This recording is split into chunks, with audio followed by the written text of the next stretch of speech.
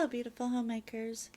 We're continuing Secrets of Fascinating Womanhood, Chapter 6, Secret 3. We just spoke about addictions. The last paragraph said, we learned how to overcome these lesser addictions in secret number 5, but serious addictions nearly always need outside help and prayer. Bev spoke again. I don't know if it's worth the trouble. I don't love him any more. I can put up with his drinking. It's not that bad lately. Bev, it's not uncommon for us to avoid change. We become comfortable with the situation, even when it's painful. But you wouldn't be taking this course if you didn't hope for something better. I challenge you to fulfill your secret dream of what your marriage could become. I care about you, Bev. I believe you can do it. You hold the key. Bev blushed and bowed her head. Have you done the 3 assignments for secret number 1 yet? Bev shook her head. Please do the first one tonight, Bev. Make a list of your husband's virtues. Will you do it? Well, if you think there's hope, yes, I'll do it. Her voice broke. She blinked back her tears. It was the first time in her entire life she could remember anybody saying to her, I care about you, Bev. The teacher continued. Many women married to alcoholics, addicts, or men with personality problems have lost all love for their husbands. What should they do? Well, here are 4 thoughts to any woman who is in this situation. First, remember that your husband was once an innocent little boy. His addictions and bad habits have all been learned. So, they can all be unlearned. If he has the will and your support and the right help. We need to look closely at ourselves. Is our behavior providing the climate for him to really want to change? Do you really want him to change? Or are you making it easy for him to continue with his problem by shielding him from the consequences of his behavior? We've all heard many times how most people need to hit rock bottom before they will seek help. Second, in the beginning, you were both attracted to each other as people. You chose each other. You vowed to stay together for better or worse. Third, if he has fathered your children, he can never be replaced in their eyes. Your children are an eternal link between you both. Nothing can change that, ever. Fourth, that same man, if you give him acceptance, admiration, and sympathy, make him number 1 in your life, and allow him to take his proper place at the head of the family, will, with the right help, which he must seek out for himself, eventually mature and become a wonderful husband. I've seen it happen time and time again. These men often become highly considerate husbands. It seems they want to make up for the years they have disappointed their wives. The teacher's face became serious. She said, You know, class, I cannot emphasize enough that we should try our utmost to make our first marriage work. We have God on our side. For in the Bible in Malachi 2:15-16, God says these words to men, Let no man be unfaithful to the wife of his youth. I hate divorce. So if we ask for help, God will help us, for he hates divorce. But his help will come not in changing our husbands, but in changing ourselves. Then we will arouse a desire in our husband to want to change also. Angela couldn't help nodding her head in agreement. She recalled her prayer to God for help the night she heard her son David sobbing. I've been teaching these classes long enough now to know beyond any doubt that our first marriage has the greatest potential for happiness. But we must put in continual effort. It's like looking after a garden. If we neglect our garden, it quickly becomes a terrible mess. Falling in love is an illusion, a temporary state. It's not true love. True love only takes root and grows as a husband and wife satisfy each other's emotional needs. As we mature together and sacrifice together. I know what true love is. Elsie knows what true love is, don't you, Elsie? Elsie smiled in agreement. I know that we can all experience the thrill and security of true love by living these wonderful, fascinating womanhood principles. That's why we're here. Now, what can a woman do when she is faced with the shattering truth that her husband has become involved with another woman? Many women deny the obvious for as long as possible. But if your husband is suddenly away from home for long periods at night or overnight, for various vague reasons, if he is paying more attention to his appearance, you have every reason to be suspicious. Confront him with his behavior. You have a God-given right to fidelity in marriage. If it is true, first honestly face your part in the problem. What did you do or fail to do that laid the foundation for this to happen? What need is this other woman meeting in your husband that you failed to meet? Correcting these mistakes, forgiving him, and living the laws of FW will nearly always win him back. But you must never raise the matter again. And although it may be very difficult, you must trust him 100%. Never quiz him as to where he's been. Trust is so vital in rebuilding the relationship.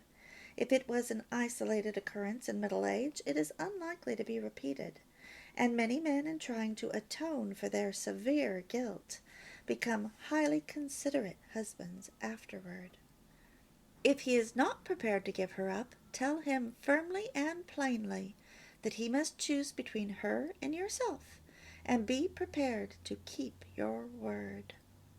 It is mentally destructive for you to continue in such a situation.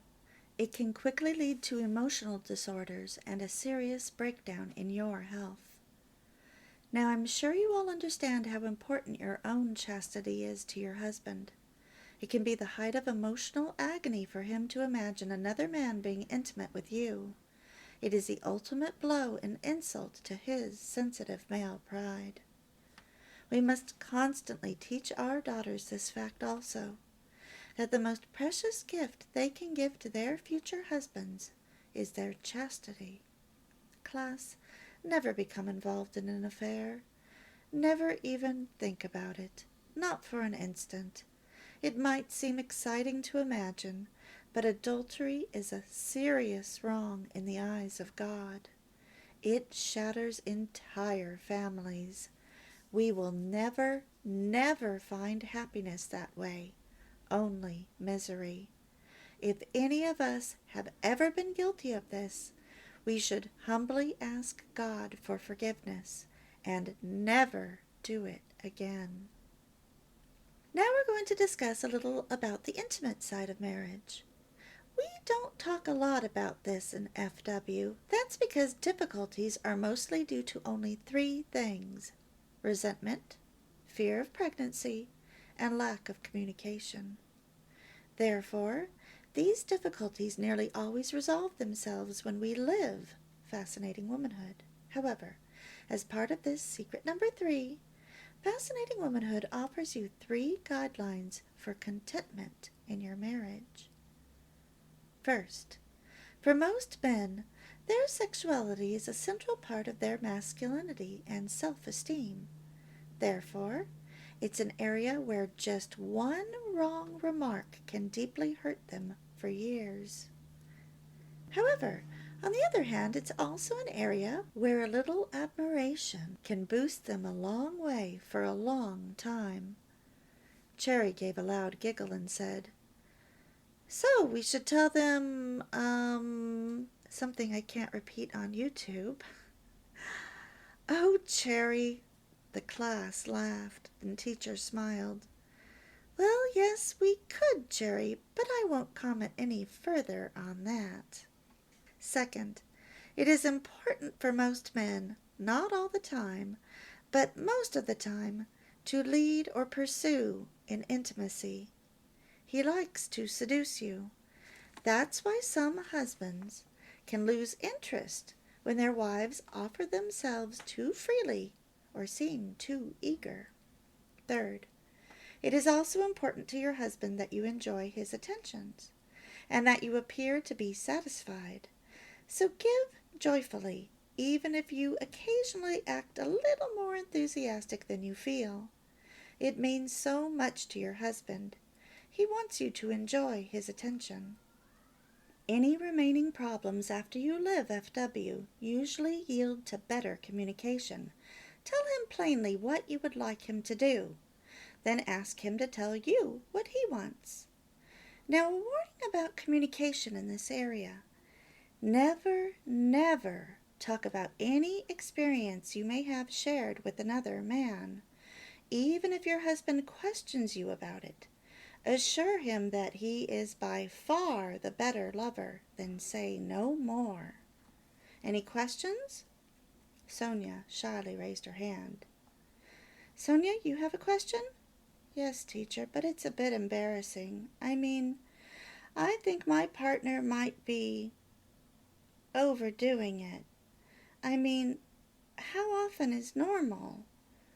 Don't be embarrassed, Sonia. That's a very valid question. Some men use it as an emotional outlet for tension, discouragement, and often boredom. They can make excessive demands on their wives. Living FW can help overcome this problem. A wife can meet her husband's emotional needs in better ways. There is an opposite situation to this also. When a man is deeply involved in a stimulating project, one into which he is putting a lot of energy, his desire can drop temporarily. His energy is being channeled elsewhere. Also, contrary to what most people believe, abstaining can decrease the need for frequency. It's rather like our appetite for food. If we eat often, we get peckish often. But if we eat only 1 or 2 meals a day, our appetite adjusts accordingly. Now, in answer to your question, Sonia, reliable research points toward an average of about 9 times during a woman's cycle as being normal for most younger married couples. During and after menopause, frequency can drop considerably or cease entirely. There is often a difficult adjustment period. This varies from woman to woman. Our husbands do need to be extra caring during this sometimes troublesome time. Looking back, I must have been very difficult during those 3 or 4 years of menopause. But my husband loved me and was very tolerant, bless him. Most men are extremely tolerant if we treat them right, more so than we women. Helena, did you have a question too? Yes, I probably speak for most of us here. I feel like being cuddled and spoken to afterwards, but my husband just goes off to sleep. The class laughed in agreement. I wish I could solve that one, Helena, but that just seems to be the way most men are. I guess we've got to accept it. Tell him how you feel anyway. He'll probably try and make an honest effort. Any last question? Our time is nearly up. Yes, Marina? Should we ever refuse our husbands? Marina's voice was even softer than normal. Do we give our children cookies every time they ask for them? No, we would spoil them. Most men don't appreciate intimacy, which can be had too readily. Remember, they like to seduce you. If you definitely don't feel in the mood, you can say gently, some other time, or tomorrow, or after dinner, or once the dishes are done, or after whatever is weighing on your mind. But don't leave him uncertain. And say it before he becomes strongly aroused. Allowing our husbands to become strongly aroused and then refusing them is unkind. It can result in silent resentment, sometimes for days. And when you deprive your husband of relief for long periods, other women, even plain women, will appear attractive to him on a physical level. A hungry man thinks often of food. It's just not worth the risk. Too many otherwise good marriages have been destroyed by deprivation alone. Just do what's necessary. It doesn't take much to satisfy a man. On some occasions, it doesn't require the full act. Here again, communication is the best long-term answer. Talk with him. Ask him what you can do to help him when you don't feel in the mood. Also, help your man understand how a woman varies in her responsiveness during her monthly cycle. Decide on some basic guidelines as to when and where and how, and try and stick to them. "Thank you, teacher," said Marina. "Can I ask one final question? You're telling us to make our husbands number one, but aren't these secrets supposed to make us number one to him?" "Oh, yes, Marina, very much so. It will happen, but we need to sow the seeds first. When we live all these secrets, we become the most wonderful person in the world to our husbands, just like Mumtaz was to the emperor. Remember the Taj Mahal last week? We become his number one, his queen, and he is our king. Now here are your assignments for the coming week. Please do your assignments, every one of them. Don't put them off until the perfect moment. It seldom comes. Do them as soon as you can. But only do assignment 3 when you really mean it. Assignment 3 is an immensely powerful statement for a man to hear from his wife. There can be no turning back after you have said that.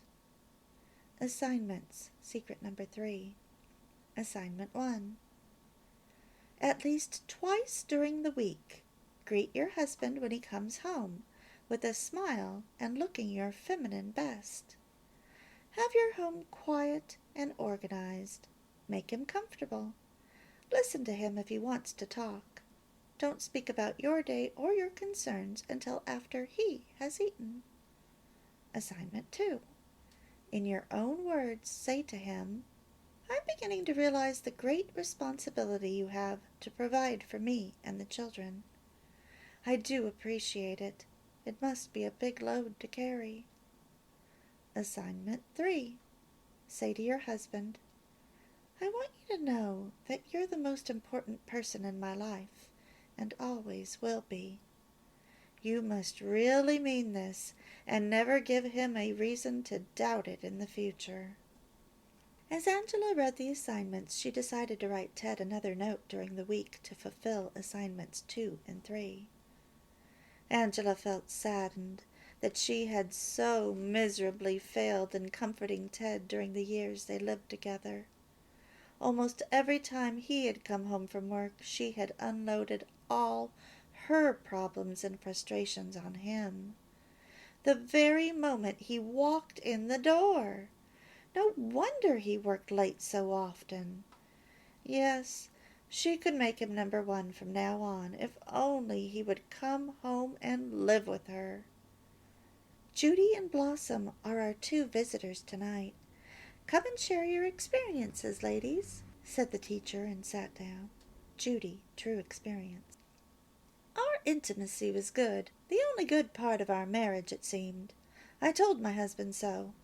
But the trouble was, that was the only thing I complimented him for, or admired him for. I certainly didn't accept him or praise him. He was never treated as number one. Because of this, he turned to other women who made him feel number one and admired his manly attributes. He turned to women who would listen to his stories and give him the time and attention every man needs. I hated him for having other women. I couldn't understand why he wasn't satisfied with what I gave him.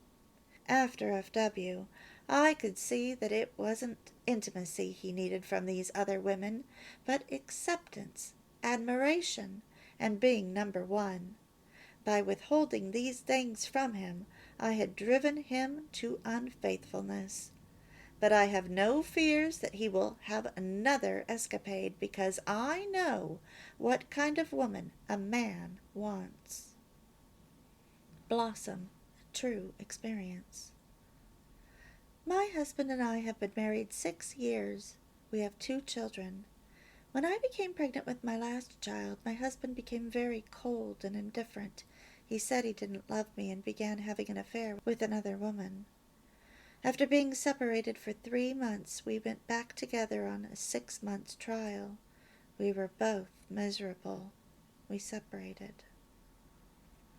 During this trial period, our marriage was shaky and wasn't what I wanted and needed so desperately. I didn't feel loved like I wanted to be. I felt helpless and worried constantly that my husband would find another woman to have an affair with. At this time, I heard about the classes. The first time I practiced FW, I saw my husband's face light up and felt a tenderness, though small, towards me. We had very little communication, but when I started admiring him and giving him the sympathy that we've heard about tonight, he became a changed man. His wall of reserve has disappeared, and he tells me all his problems and treats me with a lovely, tender feeling. It is a marvelous experience, one I have always dreamed of but never had. The more I admire him, the more love I feel from him. I now have a wonderful peace within. I receive the love I so desperately need. Thank you so much, Blossom, and you too, Judy, for coming along tonight. Yes, sympathy has a powerful effect on our husbands. So does acceptance and admiration. These 3 qualities in a woman stir a husband's deepest emotions. They arouse a magnificent response in his heart. And that is the end of chapter 6. To hear more about Fascinating Womanhood, you can listen to the original pamphlets on the playlist of my channel under Feminine Ways.